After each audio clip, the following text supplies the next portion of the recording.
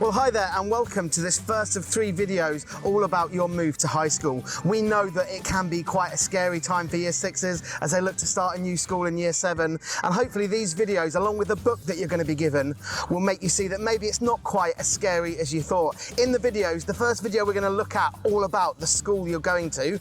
The second video will be looking at all about you as a person, and the third one will have great ideas for the support that you can find if you find it a bit hard. There'll be chances for you to join in with little quizzes throughout the video, and we're also going to hear a bit from some people who are already at high school, so hopefully you find them helpful and can see that high school is a great place to go to.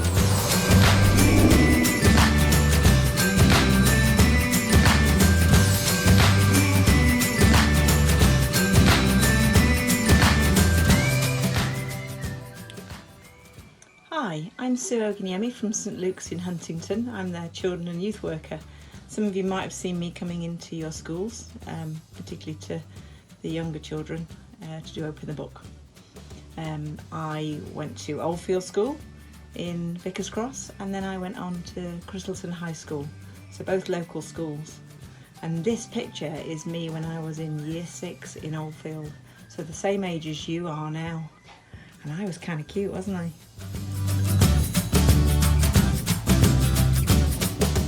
Hi, my name's John. I work at Waverton Evangelical. I'm a children and families worker, and I actually visit some of your local schools.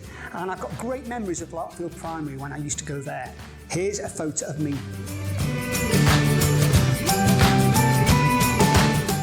Hi, my name's Lindsay, and I went to Sale Grammar Secondary School in Manchester. My favourite part about school was definitely my friends, although I really liked performing arts as well, particularly at GCSE. And here's a picture of me when I was little. Hi, my name's Andy. I work for Chester Schools Christian Working Hall Baptist Church. Some of you will have seen me as I come into lots of schools and do lots of things there. I didn't go to school in Chester. I grew up in a town called Guildford near London, went to a great school called Queen Eleanor's School that I absolutely loved, and this is me starting high school in Year 7.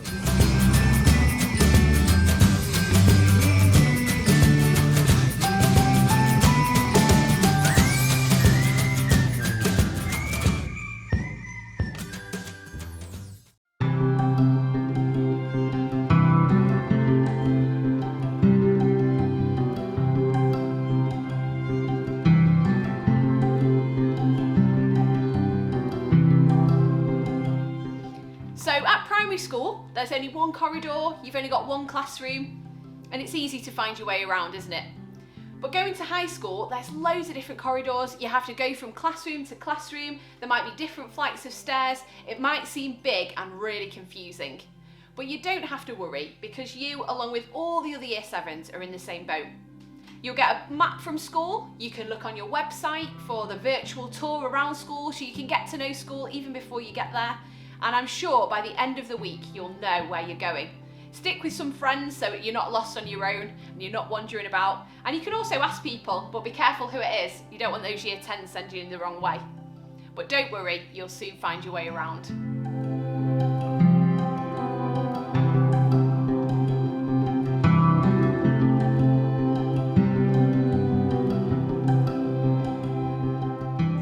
In Year 6, you've probably got 1 or 2 teachers that you see most days. And you might have a PE teacher or something like that, but really it'll be 3 or 4 teachers that you'll see at most as you're going through your primary school life. But what you'll actually have when you get to Year 7 will be a teacher for each subject, and sometimes 2 teachers for a subject.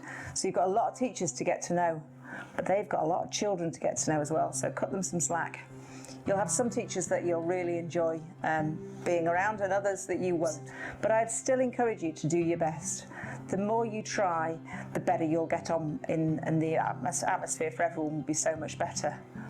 The same happens when you have a supply teacher. Obviously they're not going to know you, but quite often you'll find that some of your classmates might try and wind them up and play tricks.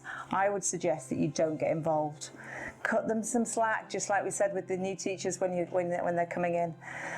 You know what it feels like when you go into a new place. It's exactly the same for them. And I would just say, you know, just treat them well, treat them how you'd want to be treated. And then you're going to have a form tutor. The The form tutor will be the person that you will see most often. You'll see them morning and afternoon at registration. You might spend some of your PSHE time with them, and I would say that they're the ones that they'll get to know you well, and you can get to know them well. And you can go to them if you're not sure about things, and they will try and help you out as best they can, or certainly point you in the right direction. So yeah, so you're going to have a lot of people to get to know, and you're going to have some great teachers.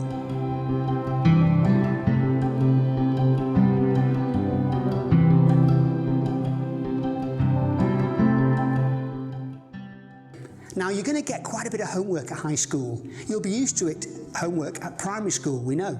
But this is different. You'll get lots of different types of homework from lots of different teachers.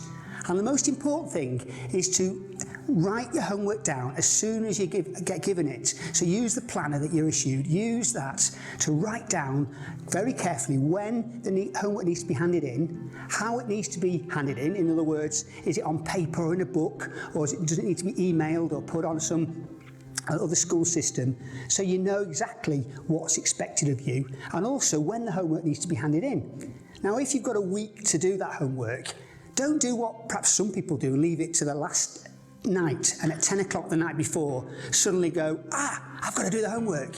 You're not in your best place then. You're tired from the weekend or the night. So it's better to do the homework well in advance, and then you're on top of your game and you're organised. Another thing that's really important is find a space at home which suits you.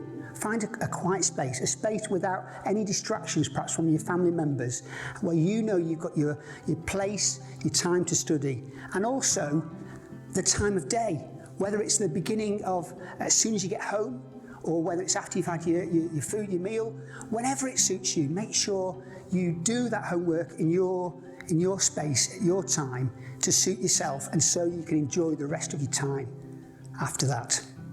Now, you'll get some homeworks which you'll really enjoy. You'll just get on with them straight away because you'll enjoy those subjects or you'll enjoy those tasks. But there'll be other homeworks which you find really tedious and really hard work.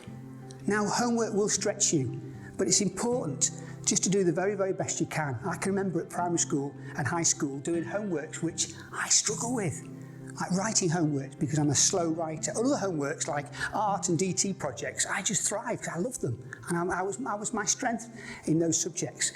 But whatever homeworks you're given, it's important to do the very best you can, and that's all your teachers expect.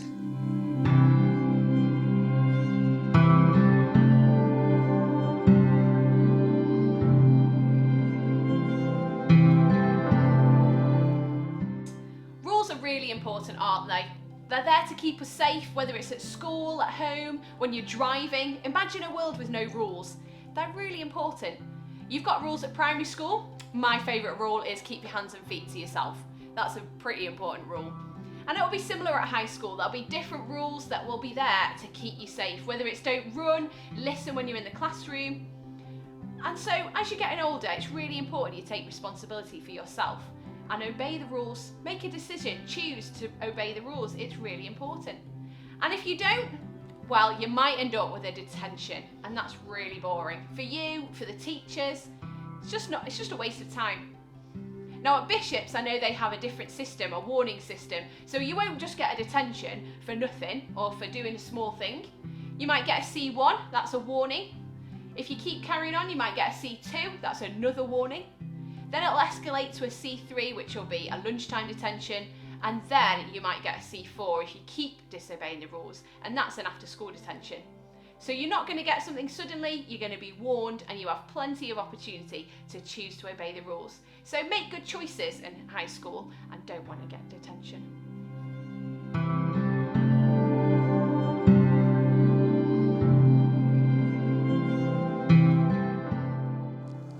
By the end of your first week in school, you've been given way more homework than you're used to. And by Sunday night, you haven't completed everything, do you? A, see what homework needs to be done for Monday and make sure that's finished. B, panic and only finish your art homework. C, text your friend to see if you can copy theirs. Or D, give up completely and prepare yourself to be told off in every lesson that week. Have a bit of a think. I'll go through them again. This time you can put your hands up. So is it A, see what homework needs to be done for Monday and make sure that's finished? B, panic and only manage to finish your art homework. C, text your friend and see if you can copy theirs. Or D, give up completely and prepare yourself to be told off in every lesson that week. I think this one's quite obvious. A, see what homework needs to be done for Monday and make sure that's finished. That's quite a sensible option. Get what you need to do done for tomorrow. Then tomorrow, worry about the rest of it. You can always do a bit of that at school, or you can go and speak to a teacher and get some extension time or anything like that, but actually get the important bits done. Panic and only manage to finish your art homework. That's exactly what you'd be doing, panicking. You know, you'll have got one lot done, but you've still got all those others to do, and you've still got to go and see those teachers. So you might do that, but, and C, text your friend and see if you can copy theirs. I think that's a great idea. Copying somebody else's work is never going to get you anywhere. Somebody, first of all, will suss out that's what you've done and you'll get into trouble for it. Plus the fact, what's the point in copying somebody else's? You're not learning from that. Give up completely and prepare to be told off in every lesson. That's a really difficult one. If you give up, you've got a long ladder to climb back up because you're going to have to do it at some point in time. You're going to be told off and you're still going to have to do it. So make an effort. Just get that first bit done and go and speak to your teachers if it's getting too much.